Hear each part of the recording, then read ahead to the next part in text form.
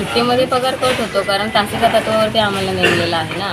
त्याच्यामुळे जर तास भरले तर पगार आम्ही घेत नाही. आम्ही सुट्टी कसं काम असेल तरच, घरी काहीतरी काम वैयक्तिक असेल तर सुट्टी. जर शाळेचा आता रविवार असेल किंवा शनिवारचा हाफ डे असतो, परत सण येतात, गणपती, दिवाळी, क्रिसमस वगैरे असे, दत्त जयंती, ह्या जर सुट्ट्या असतील तर आम्हाला पगार कट केला जातो. कट केला जातो. बरं, तुम्ही समाधानी आहात का 9,000मध्ये? 9,000मध्ये म्हणजे सर आम्हाला इतर कोणतेही सोर्सेस नाहीच आहेत, म्हणजे गावात राहतो ना. सोर्सेस इतर कोणतेही नाहीच आहेत आमच्याकडे.